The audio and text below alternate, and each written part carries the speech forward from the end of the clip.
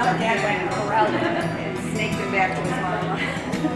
Good. And this is looks down by Saguaro. Yes. Area. Yeah. Were you just going to tell me that? At the very beginning. Yeah. I think okay, so we have.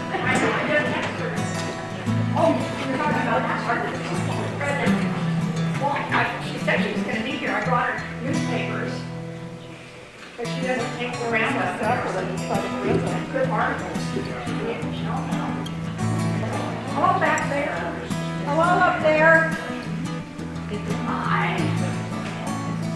Okay, well, we have plenty of room for social distancing here tonight. So anyhow, it is 6 o'clock, according to my cell phone sitting there. So we will get started. And so can you rise for the invocation, please?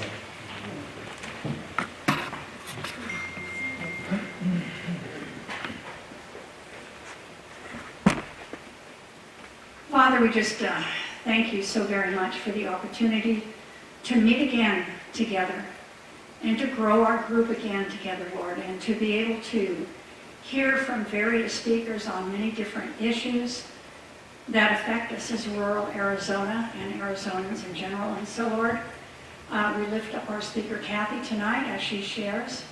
We also, Lord, ask you to be with each and every one of us. Keep us safe from the harm of the COVID bug.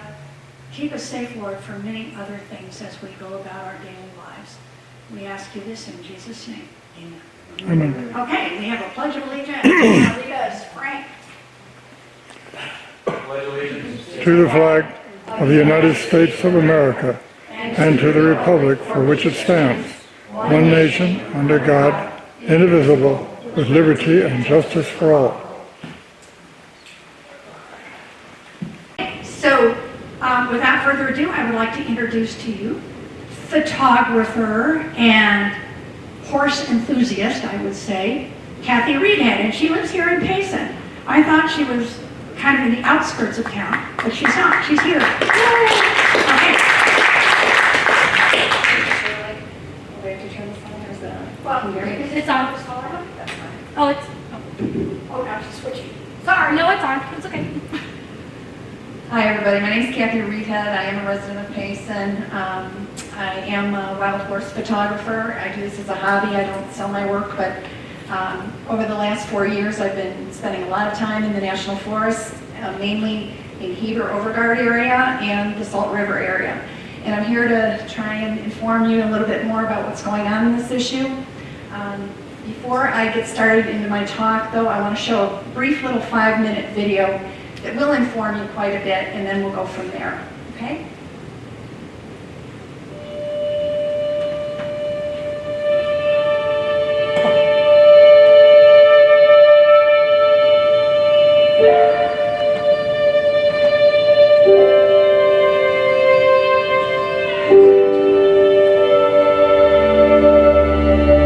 Every year, the Bureau of Land Management, an agency within the U.S. Department of the Interior, rounds up thousands of wild horses and burros from our public lands in the West. They are federally protected and live in designated habitats called herd management areas. Unfortunately, they have to compete for their resources with commercial interests such as livestock, oil and gas, and mining. Today, the BLM sets a national population limit of just 16,000 to 27,000 horses and burros on 27 million acres of public land. But in 2013, the National Academy of Sciences completed an 18-month review of the BLM's program and could not identify a scientific rationale behind the BLM's arbitrary population limits. So to reach that number, every year they round up wild horses and burros en masse. And they do that through a few different means, but the primary one that they use is through helicopter stampede. They run horses for miles at a time. They're running them through really jagged and diverse landscapes. Families are separated, foals are left behind, and we believe that it's a really inhumane way to be managing these animals. Not only are the population limit numbers unfounded, but also the BLM allocates resources unfairly. The BLM manages 245 million acres of public land, Livestock are allowed to graze on 155 million of those acres, but only share 17% of that with wild horses. And to make matters worse, the BLM gives 80% of the forage to livestock, and wild horses are left with the scraps. The roundups are inhumane, and they're also creating a larger problem. The National Academy of Sciences actually found that the BLM's roundups and removals are causing the wild horses left on the range to breed at higher than normal rates. In other words, the BLM is creating the very problem that it's complaining about. The mismanagement doesn't stop there. The wild horses and burros who survive roundups and can't be adopted or auctioned off are sentenced to a lifetime of being warehoused in government holding facilities, or worse, end up in the slaughter pipeline. Their spirit is broken molding. There's no way around that. You can't deny it. You can't, yeah, they're still horses and yeah, they're still going to survive, but now they're in holding. You've taken away their freedom. Even if we were to adopt 30,000 horses tomorrow, that just opens up 30,000 more spots for horses to come off the range and go, you know what I mean? So this vicious cycle of the way things are being managed just got to change. So there are currently a few alternative methods that the BLM could be using. They could be implementing humane and safe fertility control that can be administered through remote darting on the range, and that keeps family bands wild and free and together. I definitely believe PTP is by far the best thing we have available right now to help control these herds in the wild. Helicopter gathers are certainly hard on horses, and that certainly affects their wild behavior. I do not want to see horses rounded up, but I get why it happens. And we're trying to do everything we can to keep that from happening, and that's why we're out administering contraception to these horses. We want to see this herd continue to thrive and living how nature made them. The PTP vaccine has a decades-long history of being used to humanely manage many wildlife species, including wild horses. The vaccine creates an immune response that prevents fertilization. It does not affect hormone production, and that's why the impact on natural behavior is very minimal, especially when compared to the alternatives, like surgical sterilization.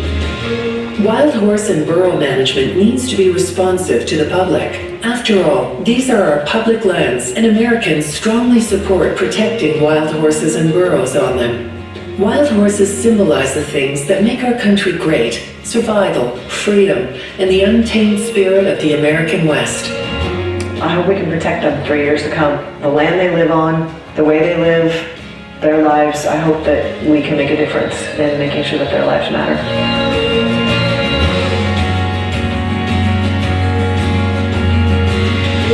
Please join us in the fight to protect these national icons.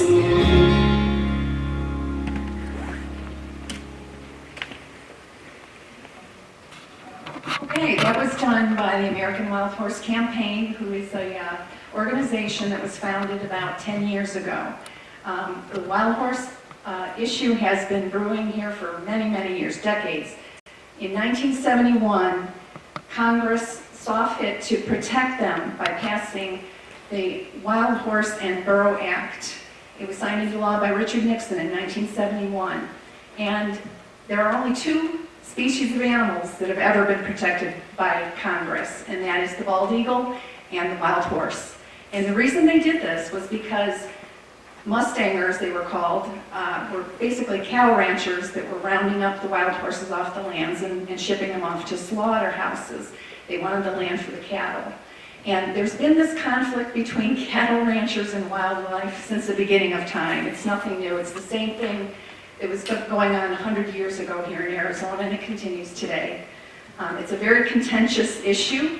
I found that out firsthand because I spent a lot of time in the Heber area, which is where one of these wild herds roams, and the Salt River area down south of here. And in the Heber area, there's been an issue where a lot of the horses have been shot and killed in the last couple of years. Over 36 have been known to have been killed in the Heber forest, in the Apache Creeks National Forest. And so I attended a meeting there in February of this year after 15 more were shot dead in January.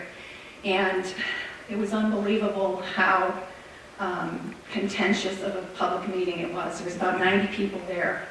And the one group that hates the wild horses was very loud and vocal against the other group that wants to protect the wild horses.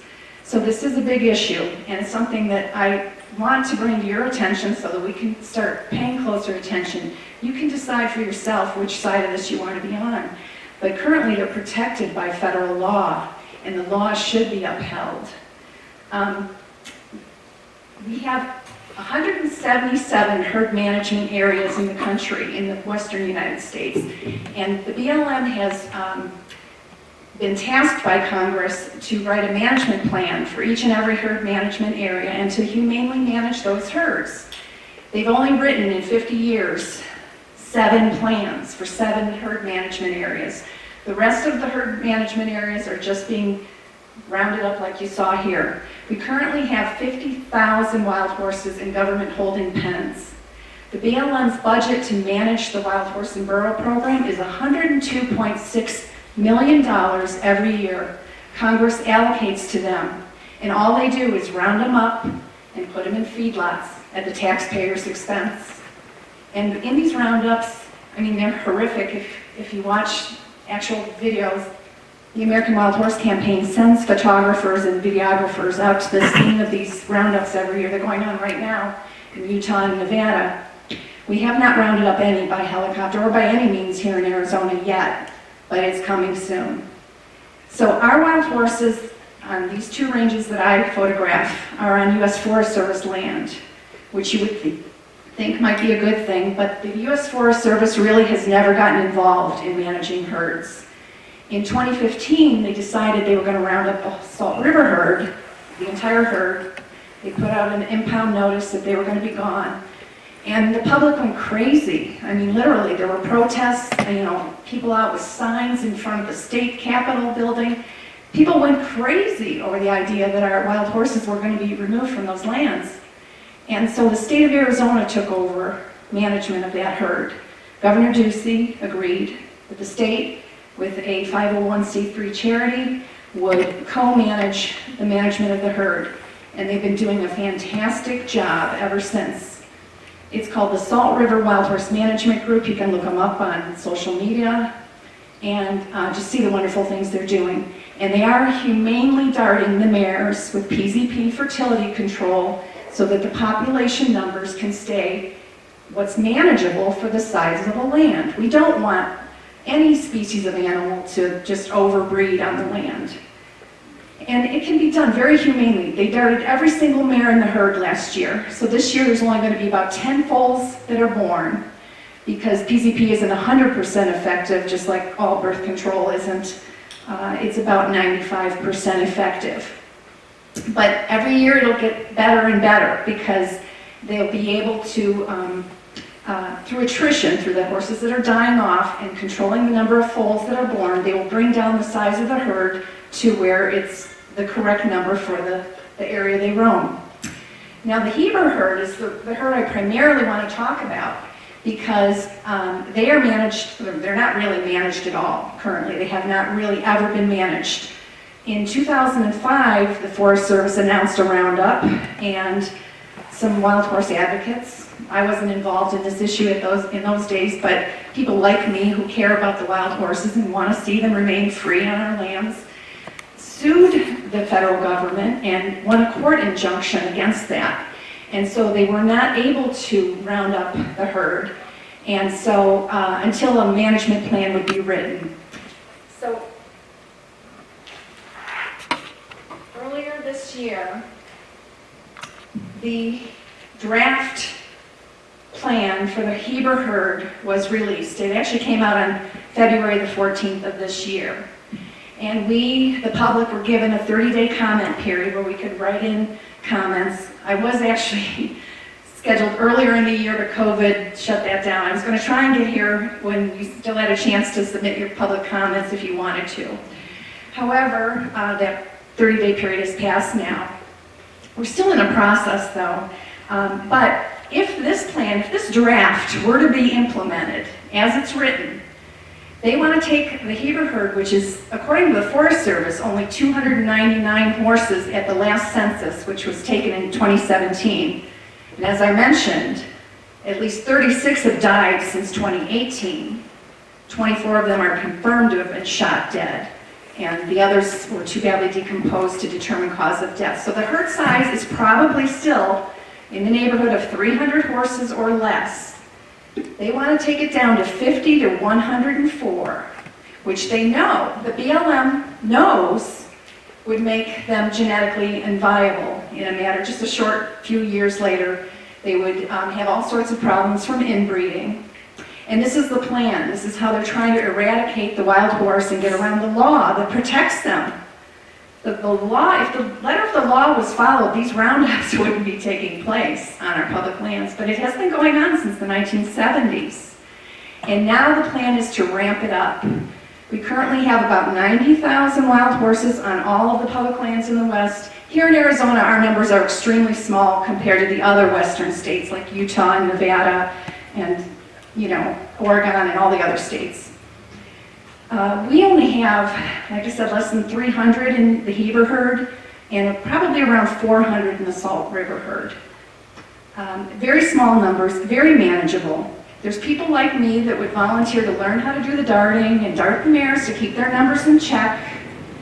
The Heber land, the Black Mesa district, is 616,000 acres. I mean, it's an enormous wilderness. When I go out looking for the horses just to photograph them, I often have trouble finding them. It's such a vast area they roam. They're not overpopulated by any stretch of the imagination, and they are not starving. Starving is the story that many Congress people will tell. And it's not true. And even our own congressman said it at the meeting in February. I was here at a Tea Party meeting up here at the church over at Tiny's restaurant when Congressman Gosar appeared. And I asked him if he would help us to save the Heber herd. The draft plan had been released. I was asking for his help. You can go watch that video because, as you know, the Tea Party records those videos online. And Congressman Gosar gave a long, rambling 5-minute answer that was a complete red herring. He knew that nobody in the room would know what the truth of the matter is on the wild horse issue.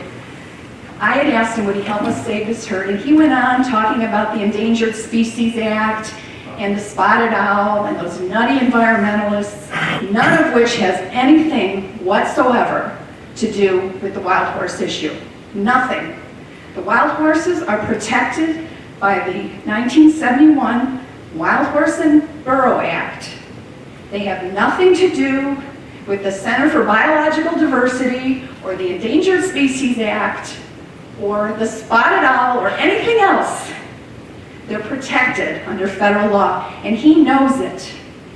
And the answer is he will not help us. He's not on board. He told me privately after the meeting was over that us wild horse people need to get over it because they've already made a plan, and they have. They have a backroom deal that's been made, and their plan is to eradicate them, despite the law.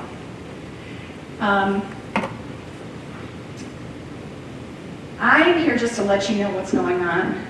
I'm not associated with the American Wild Horse Campaign or any other advocacy group. I'm not a part of the Heber. There's a Heber advocacy group. I'm not a part of them. I'm not affiliated with the Salt River Wild Horse Management Group. I'm just a one person. I'm out there in the forest a lot. I enjoy seeing these wild families living wild and free. They're beautiful. If you ever get the chance, go and watch for yourself. Just go out to Heber, go to the south side of the 260 highway on any of those forest roads and just wander. The weather's beautiful this time of year. It's hotter here than it is in Heber. Go out and just wander and just see for yourself what it's like. They're beautiful animals. Now the crux of this problem is what was alluded to in the video, that our public lands are being leased to a lot of other commercial interests. And primarily here in Arizona, it's the cattle ranchers. The conflict is, like I said, boiling over. All you have to do is attend one of those public meetings in Heber, and you'll see for yourself.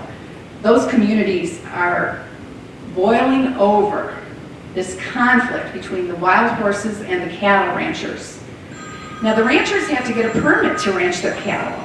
Now we're told that the wild horses are destroying the lands. Couldn't be farther from the truth. There's 28 head of cattle for every one wild horse, according to the BLM's own records on these public lands. There's way more cows than there are wild horses. And in fact, cows do a lot of range degradation. You can see it yourself when the cows have been out there for 2 months on the range. You can see the water holes have disappeared and they're trampled and there's cow manure all over. It's not a crisis. I still think they can share these lands. The wild horses spread grass seed in their manure. They're actually good for the land. And I'm going to have a handout here that I'd like you to take home, and if you have any interest in looking into this, the very last thing on the page on my little flyer that I printed out for you shows a sanctuary in Colorado that bought 20,000 acres of land that was just degraded. It was just destroyed by cattle ranching. I mean, they have pictures. Go to that site and look with your own eyes. It was just trampled, just dirt. There was nothing left growing on this land. And they bought it because they wanted to rejuvenate it and turn it into a wild horse sanctuary. You know, so a lot of these that are at the 50,000 that are stuck in the government holding pens can come out onto land and live a somewhat wild and free life again. So they bought the land and they only seeded a portion of it. They put grass seed down on a portion of it, what they could afford to do at the very beginning. And then they noticed the next spring there was grass growing in all these other areas of the land where the horses had roamed. And that's because the way when wild horses eat the grass and eat the seed, it transfers right through them, through their manure, and it reseeds other areas of land. So they're very good for the public lands. If the wild horses are removed, the cattle ranchers, it's only a matter of time before they're going to have a very hard knock lesson themselves, because those lands are going to be destroyed in time if there's no wild horses there to keep reseeding and rejuvenating the land. So there's a lot of good things that you can benefit. The overwhelming majority of the public wants the wild horses to remain. You could see that when the Salt River order to round them up took place and the public protests. I mean, it was like unbelievable. The people that turned out with signs and all that, just like the Tea Party did in 2009 when Barack Obama was trying to take away our health care. It was the same kind of thing. Nobody had to round up people to get them to go to these things. They showed up because they cared. They don't want those horses removed. They enjoy them. If you go out to the forest and you see for yourself, I think you'll find that you'll enjoy them as well. Yeah. I'd like to make a couple of comments. Sure. First of all, about your BLM budget. Mm-hmm. You very, I don't know purposely or not, looked over those 50,000 horses that are up there in the Reno area are being fed out of that budget. Yes, they are being fed. And the very small portion of their budget is actually the helicopter application. Well, the helicopter roundups are expensive. They're $3 million a pop, $6 million a pop. They're expensive. Well, and there's a couple other things. You speak on behalf of Arizona. You need to get some knowledge about the Navajo Reservation. There are 15,000 horses up there. Mm-hmm. I know this because I was contracted with my helicopters to go gather them. Mm-hmm. They are starving to death because they're deteriorating their habitat. Now, a lot of that same stuff is going on in Nevada and Utah where the populations are excessive. It's easy to pick and choose the bad stuff, but you need to balance it with the information that balances it out. Well, the truth of the matter is I am here to talk about Arizona's wild horses. I do know Utah and Nevada have the largest herds in the West, and their problems are probably very different than our problems. But I'm here to speak to you about Arizona's problems, and that's what I asked Congressman Gosar to address when I asked him if he would help us keep the herd. There's also a geneticist, a horse geneticist by the name of Dr. Gus Cothran, who has advised the BLM, along with this national, what's it called, the National Association,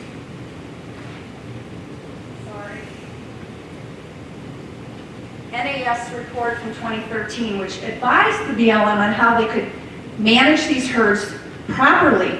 And since 2013, the BLM has not implemented any of those policies that use science. So I'd like you to take one of these flyers and read up on this. I'm not making this information up. All of these have been fact-checked. They are using the BLM's own data. 28 cows to every 1 horse. So if in fact the rangeland is being degraded, how do we know that it's from the wild horse? The horse always gets blamed, but there's way more cows than there are horses. I'll pass these out, I'll just send them around. Take one if you'd like, and you can look it up for yourself. I give the links to the websites. All this information has been fact checked. Okay, I have another question for you here. Sure. Would you mind? Okay, this is from Carolyn Epler that I told you I was talking to earlier driving over here. Question, comment for discussion. What information have you considered to know best management practices and understand the differences between feral or free roaming horses and other animals who graze on public land? You kind of heard that. Consider in particular the significant impacts by unmanaged feral or free roaming horses because they are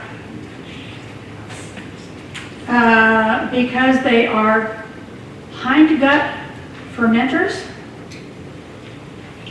with both top and lower incisor teeth, which just by their physiology can destroy forage, grazing grasses and forbs by biting them right off the dirt, and they graze longer because they are hindgut fermenters. Okay, there's a lot of questions right there. What was the first part again, remind me, because I had an answer for Okay. the First part was consider feral versus wild horses. Okay, let me address this. This is an important distinction. People who are against the wild horses call them feral. They say they wandered over from the Navajo reservation onto the public lands. They're not really from the original stock of wild horses that were brought here in the 1600s. The problem is the Forest Service has never kept an inventory or any kind of records. There is proof they've been here since the 1600s, since the late 1600s. There are all kinds of newspaper articles and whatnot that say so. Now, whether they are feral, which means they roamed over from the Navajo reservation, or the Apache reservation, or they were abandoned, let's say, domestic horses, it doesn't matter under the law. The law is very clear on this. In that lawsuit in 2005, when the Forest Service tried to round them up, and a bunch of wild horse advocates sued the federal government to stop the roundup, they succeeded. And the federal judge did, in that case, say it doesn't matter. Whatever their origin is, once they're free roaming on the land and have intermingled with a wild herd, we don't care if they're feral, we don't care if they were domestic horses that were abandoned, they are now protected under the 1971 law. As far as saying they destroy the grass, that's incorrect. Horses do bite the grass, they don't tear it out by the roots, they clip it very short, but the roots are still there. The next spring, that grass that was chewed down to the ground level will still regenerate and grow grass again. And as I've already mentioned, they reseed the land through their manure. They're actually good for the land. The cattle tear it out more than, the cattle have it's a whole other thing with the cattle. Again, on your flyer, there's information about this, about the cattle versus the wild horse. Please go to some of those websites if you'd like to look up any more information. I can only cover so much in a short meeting here, but I would like you to ask more questions and become more acquainted with the truth. Okay, so hang on, Jim. Okay, so the next part of it is they are hindgut fermenters, whereas deer, elk, cattle, antelope, and sheep are ruminators, multiple stomach chambers, Yes. for digestion with incisor teeth only on their bottom jaw, Right. and a simple dental pad on their top jaw. Right. So they can eat grass down. Use the microphone. Oh. Whereas deer, elk, cattle, antelope, and sheep are ruminators, multiple stomach chambers, for digestion, with incisor teeth only on their bottom jaw and a simple dental pad on their top. So they can't eat grass down to the bare ground like horse does.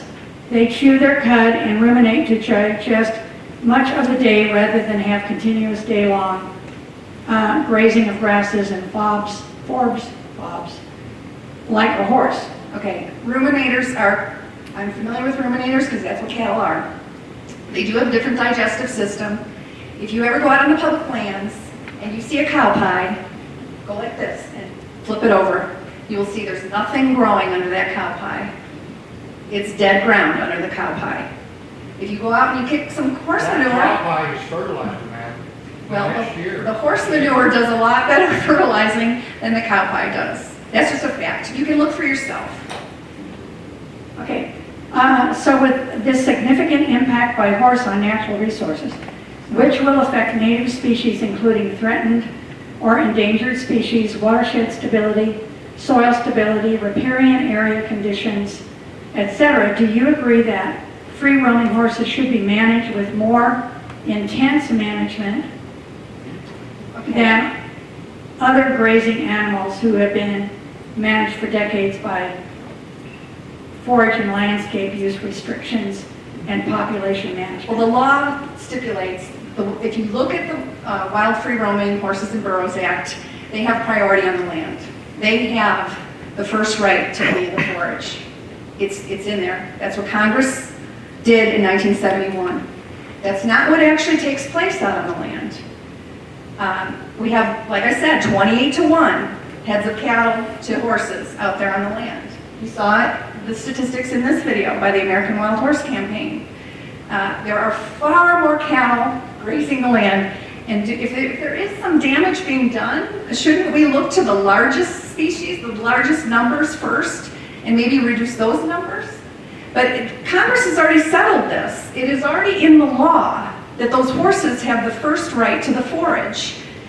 They're a protected species, just like the bald eagle. If you remember how fiercely the bald eagle was protected, that is the same law that Congress wrote for protection of the wild horses. Now, I will say, we need solutions. Let's move to that really quickly, because I know my time is short. You have a little bit more. So let's just finish it. Consider how our Arizona Game and Fish Management manage deer, elk, antelope, sheep, etc. Consider how the Forest Service manages term grazing permits for cattle ranchers. Both forms of management are well researched and have been implemented for decades. So before she finishes it, Carolyn Epler has been working with Brenda Barton and I for a number of years, like the last 10 years, on the forest restoration, and she is a retired Forest Service person who was a horse, she's had tons of horses, even accepted feral horses, she told me today on the phone. And so she works with a lot of the ranchers on range management and all that. So that's where these questions are coming from. Right. So the last part is, okay, go ahead. I could tell that just from the questions. So to get onto the solutions for all of this, my personal opinion, I'm just one person, we might all have a different one in this room, and that is fine. But having seen what they've done here in the Salt River with this herd, it's incredible the progress they have made. These people are dedicated. They have over 100 volunteers. None of it is done with taxpayer money. Not one penny is spent of our taxpayer money to manage the Salt River Wild Horse Group. They do it with volunteers who are out on the range every day. They put up fences. They do everything they can to protect that herd from the road, from getting killed on the road or endangering the public on the road. They've done all sorts of things, darting the mares to have some fertility to control to keep the number in check with what the land can sustain. There's responsibly managing that herd, and there's no reason that can't be done in Heber Overgaard or in any of these other places. I follow a lot of other photographers. I'm not the only one that photographs the wild horses. There's a lot of us out there in the West. I follow a lot of them on Instagram. Go look up some of these photographers on Instagram, and you will see what they're doing in the pine nut herd in Nevada, which is another area very overpopulated with livestock all over the range, and also the wild horse herds have grown very large in those areas. So what they're doing is they have you saw in the video, volunteers that go out and dart the horses with fertility control. They've been using this type of fertility control for 30 years at Assateague Island on the east coast of the United States on wild horse populations. It's safe, it's effective, and it's inexpensive. And you have volunteers that do it. We don't have to spend our taxpayer dollars, $102.6 million every year, to round them up, hold them in holding pens. There's 50,000 in holding pens, and we're feeding them. And the cost of this is just going up, up, up, up, up. And like the gal in the video said, even if we found adoptive homes for 30,000 of them, the Bureau of Land Management would just fill those slots the next year with more rounded up off the range. Their goal is very obvious from this proposed draft plan. Their goal is to get rid of every last wild horse off the range. If they can't do it with the roundups, if there's too much public pressure, because there is a lot of public pressure coming, this is becoming more and more aware to the public, then they're going to do it by extincting them through inbreeding. They're going to take those herd size, they're proposing 50 horses in the Heber herd. If they took them down to 50, you know they'd be inbred. There's one wild horse family that I follow up there. The stallion single-handedly has a family of 24 horses. So that means his family and maybe one or two other families would be the only ones left to survive. And they'd be inbred in no time at all. It's not hard to imagine how fast that would happen. They're protected by law, and I think we have to honor the law. Carolyn did tell me that up on the Navajo Nation, where they had removed a whole lot, there was inbreeding, and these little horses, colts, come out paralyzed, and they have to kill them anyhow. Right, that's what will happen if you have inbreeding, we know that. And there is a geneticist, as I said, that has been advising the BLM of this since 2013. So the BLM doesn't want to hear the scientific information and follow those rules, they want to do it this way. Okay, Jim has a question here. It seems that both cattle and horses are not natural to it, so, but cattle I can eat.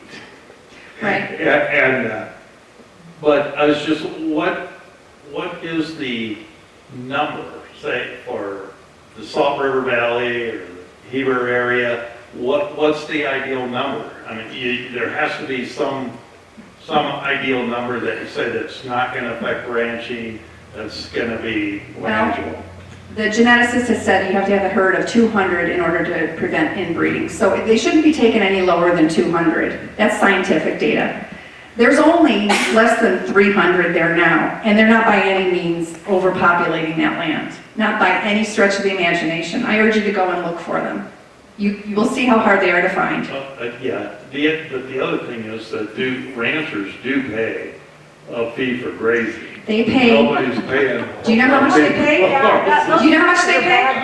No, I'm glad you brought that up. To put a cow and calf pair, so that's how they count them on the public lands, a cow and a calf pair, so two cows, a cow and her baby, on the public land, they pay $1.43 a month, okay? Now, there's a organization called the Western, oh God, I can't think of it off the top of my head, but I'll get back to you with the name of the organization. But they did a study on all the Western public lands, and if you were to put cattle on your own land, on private land, and graze them, it would cost $27 a month for a cow and a calf pair. On the public lands, we lease the land to the ranchers for $1.43 for a cow and calf pair. The public taxpayer is subsidizing the cattle industry to the tune of about $500 million a year. And these ranchers are not all mom and pop ranchers like I thought in the beginning. I tried to find out who they are. You know, they guard that information like it's Fort Knox, but there are some reporters, some people that went and did FOIA requests for years. It took them years to get the information on who has the permits to do these ranching operations, and they're mostly billionaires. Most of the land that is leased out to the cattle ranchers are billionaires. That's a fact. Cheryl, wait, Jim, Cheryl has a question here. Yeah, first, I just want to thank you, Kathie. I really do. I mean, Kathie introduced me to this herd, and I love this herd now. And I'm going to do whatever I can personally do to fiercely protect it, because everything, I've witnessed with my own eyes, everything that you said is absolutely true.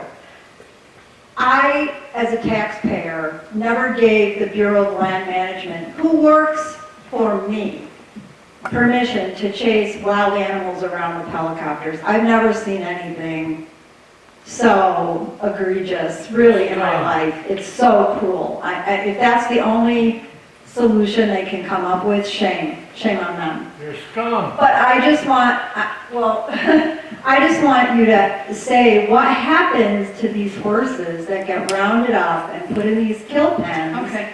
Yes, they're fed, but what happens if they're not adopted? Where do these horses go? They go to long-term holding, which the public doesn't even have access to those places. After they're 10 years old, they're sold as sale authority. You can buy one for $1. Most of those that are sold as sale authority will end up in the slaughter pipeline. Even though it's not legal for us to ship our horses to slaughter, they are shipped to slaughter in Mexico and Canada. It happens all the time. There are people I follow on Instagram that keep track of those reports that come out of the USDA, and they show how many Mustangs, our wild horses, are shipped out of the country to slaughter. There is an act in Congress, it's called the SAFE Act, that would prohibit the sale of any horse from the United States to slaughter, to go out of the country to these slaughterhouses in Mexico and Canada. And it's called the SAFE Act. It's in capital letters, S-A-F-E. There are hundreds of congressmen who have signed on as co-sponsors. Again, our congressman will not. I asked him about that. He refused. He will not sign on. But there are some congressmen here in Arizona that are on board. I want to mention two congressmen that have been really good and champions on this issue. One is a Democrat, Raul Grijalva, and the other one is a Republican, David Schweikert. And I'm just mentioning this because this is not a partisan issue. I know everybody thinks that today, in this world we live in, you have to be on the Republican side or the Democrat side. The other side is hated so vehemently. But when it comes to wild horses, I'm a staunch Republican. I have been my entire life. But I'll tell you, I see this the same way as some of my Democrat photographer counterparts see it. It's just the way it is. Most Americans want them to remain on the public lands. And the proof is in the pudding. When the Salt River herd, go look online. You don't have to believe a word I'm saying. Go look this up online. You will see the protests that took place when the Forest Service wanted to round up the Salt River herd. Now the state of Arizona manages that herd, and they're managing them very humanely. It's beautiful. That's what could happen in every one of these herd management areas. There are a local group that lives in Heber Overgaard that would step in a heartbeat to do the management of that herd, and it wouldn't cost us taxpayers a penny. But the federal government doesn't like to give up any control or authority they have, and that's where we run into these issues. Okay, Michael has a question? Thank you again, Kathy. Appreciate this. But let me just pose a question to all of you in the room Are here. you holding it up? Is it? I can hear you. In 2009, Cheryl and I were down at the Capitol protesting, as you talked about, what Barack Obama was trying to do to our health insurance. When the tax enough already party started, it was about the fact that we weren't paying too much in tax. It was about the fact that the government, both the local, the federal, the state governments were all spending money that didn't need to be spent. And as a great example, you just pointed out something really interesting, how at the Bureau of Land Management's budget, if they suddenly don't have horses to feed, they got to fill up the pens, so they spend their money. It's the old government adage that we've got to spend the money that's allocated to us, or we won't get it next year. And it's as disgusting as it possibly can be, and it's offensive to me that the tax enough already party doesn't absolutely object to any money spent unnecessarily by this government. And this is a great example. This is a great example of they should be decreasing their budget. They should be finding ways to spend less of our tax money. They should be, every division, every department, every agency in our government should be doing that. And exactly the opposite is happening.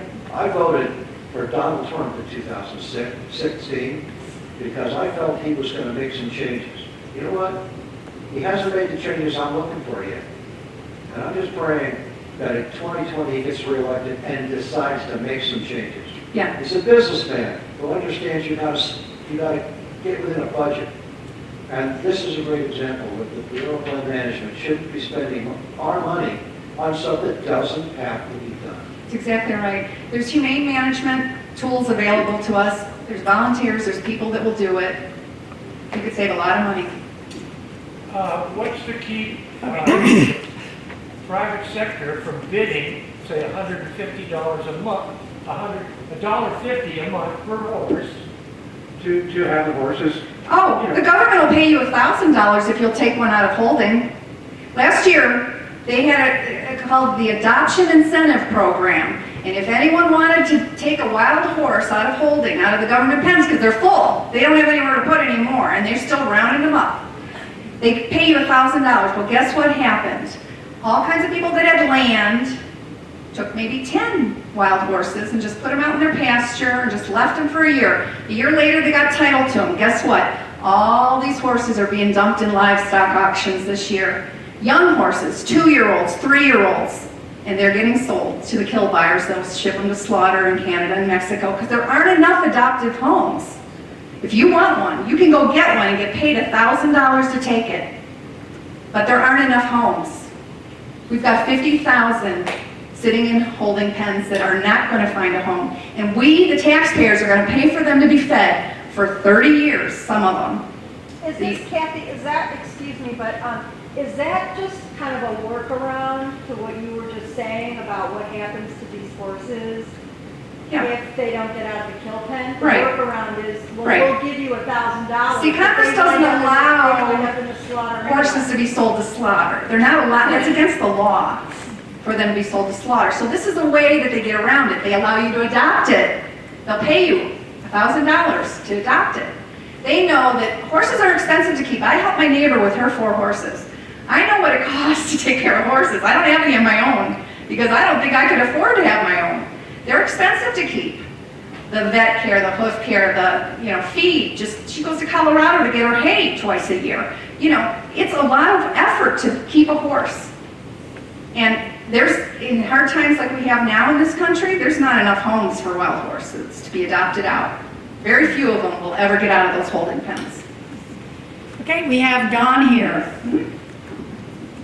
I want to thank you, Kathie, for coming in here tonight and giving us the story. I agree pretty much with what you're saying. I did notice one thing that I questioned.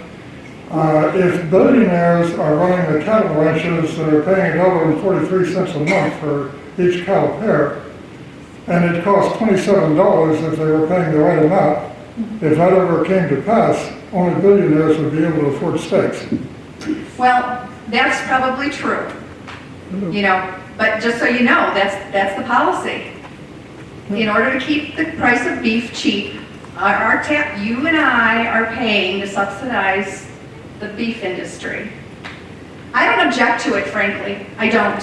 Because I'm out there and I see how much land there is. We have vast wilderness areas.